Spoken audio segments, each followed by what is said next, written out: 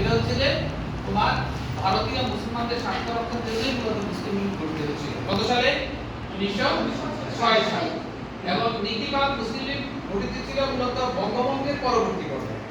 আমরা বলছিলাম বঙ্গভঙ্গ হয়েছিল মূলত এই দেশের মানুষের মুসলমানদের পরিপ্রেক্ষিতে বঙ্গভঙ্গ হয়েছে। তো বঙ্গভঙ্গকে যখন মুসলমানরা দেখলো যে এখানে কোনো সত্যিকার অর্থে কোনো রাজনৈতিক দল নাই, তখন তারা পূর্ববর্তী মুসলিম লীগ 1906 সালে। মুসলিম লীগ কেন করা হয়েছিল?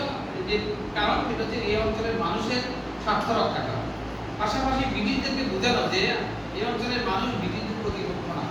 ব্রিটিশরা সবসময় কিন্তু এই অঞ্চলের মানুষকে ভয় করতেছে, তারা আন্দোলন সংগ্রাম, তারা সবসময় কি করে, এই জন্য তারা কি করেছিল, কৌশলে মুসলমানদের দাবির সাথে একতা পোষণ করে তারা কি করেছে, মুসলমানদের সাথে তারা বঙ্গভঙ্গ করে দেয়।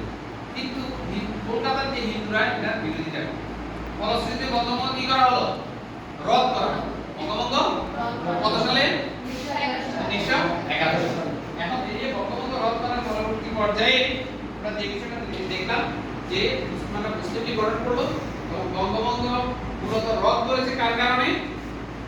কাদের আন্দোলনের কারণে, পশ্চিমবঙ্গের হিন্দুদের আন্দোলন। কারণ বঙ্গভঙ্গ হলে এই অঞ্চলের মানুষদের কি হয়েছিল, বিভিন্ন সুযোগ সুবিধা সৃষ্টি হয়েছিল। কোথায় কিসে কিসে? চাকরি বাকরির সুযোগ হয়েছে, শিক্ষা ক্ষেত্রে সুযোগ হয়েছে, অফিস আদালত সৃষ্টি হয়েছে, ব্যবসা বাণিজ্যের জন্য সুযোগ হয়েছে। আগে এই অঞ্চলের মানুষ ব্যবসা বাণিজ্য, চাকরি বাকরি করার জন্য কোথায় চলে যেত? কলকাতা। এখন এই যে ঢাকা কেন্দ্রিক একটা উন্নয়নের জোয়ার শুরু, ঢাকা কেন্দ্রিক উন্নয়নের জোয়ার শুরু, যেটা তাদের গাত্র দেওয়া হয়েছে। কলকাতার তোমার হিন্দুদের এটা গাত্র দেওয়ার কারণ হয়েছে। এই অঞ্চলে না, এই অঞ্চলে হিন্দুরাও কিন্তু বঙ্গভঙ্গের পক্ষে ছিল, কারণ এখানে বঙ্গভঙ্গকে কেন্দ্র করে যেমন আমরা ইডেন কলেজ, এই সচিবালয়, এখানে কোর্ট বিল্ডিং, এই সব কিছু বঙ্গভঙ্গ ওই সময়ই সৃষ্টি হয়েছে 1905 সাল থেকে 1911 সাল। এবং